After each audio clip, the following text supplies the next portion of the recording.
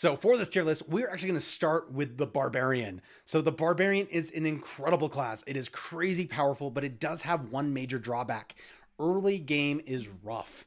Early game is definitely designed with a lot of mechanics from the boss that are easier for range characters to play, or people that have some don't have to be in the mix. Barbarians have to be in the mix. That's kind of their thing.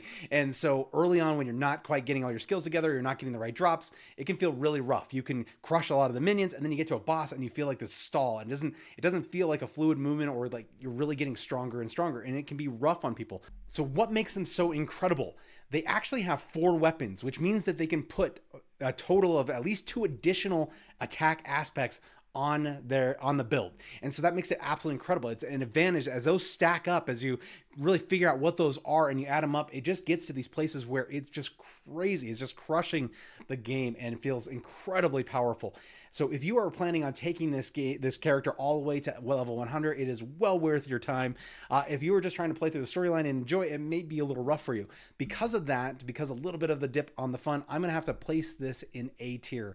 Without that, if that smoothed out a little bit, it made you feel powerful, not easy. I don't want it to be easy, but it felt too much. It felt like I don't feel like I'm really getting it. And other classes do not have that issue. So especially if you've ever compared the two, it's really rough. But I'm going to put it A tier. Absolutely incredible build, totally worth it. So that takes us to our next one. We are going to be looking at the Druid.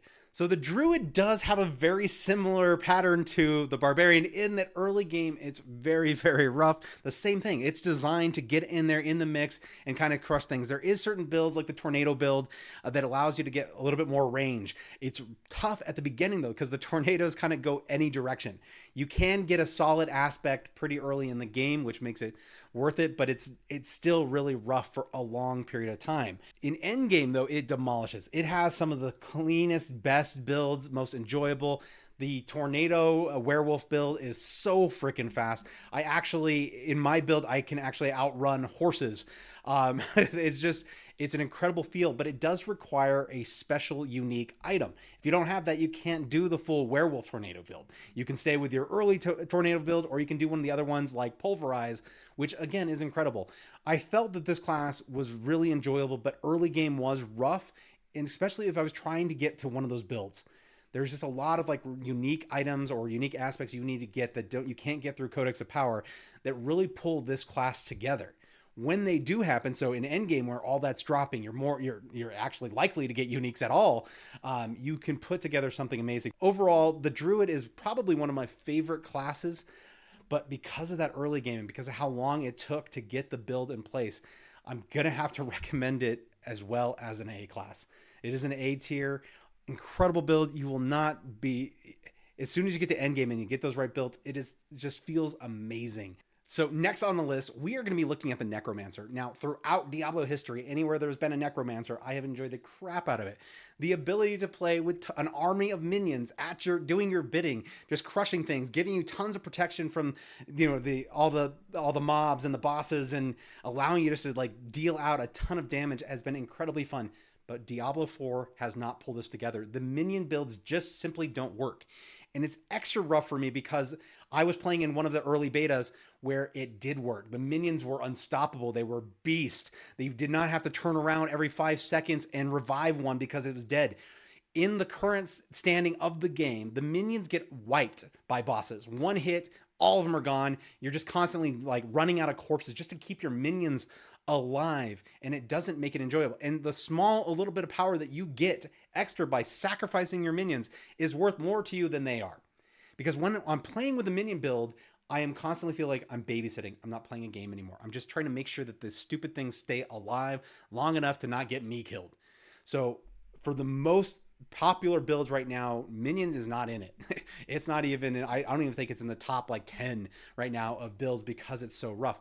But the Bone Spear build for the Necromancer is incredibly powerful. And this is the build that I have been playing with Necromancer, and it demolishes bosses. It wipes out mods. It is a great thing for just clearing things. But the Necromancer does have another downside, and it's slow.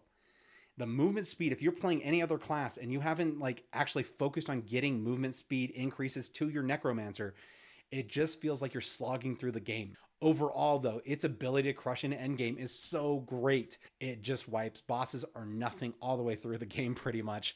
But it is cool. The aesthetics of it are so Diablo. The corpses everywhere on the ground, the blood spilling, all of it just feels so Diablo. And so I want to give this class, for the enjoyment, if I'm just looking at it from solo, if I'm just without the minions, A class or A tier. I have to say A tier. But I am bitter. Because I got the experience with a minion, I can't. Okay, it's B tier. I can't in good faith. If they do not have a minion build ready for my necromancer, at least one. I don't care if it's also cool that I can go do bone spears.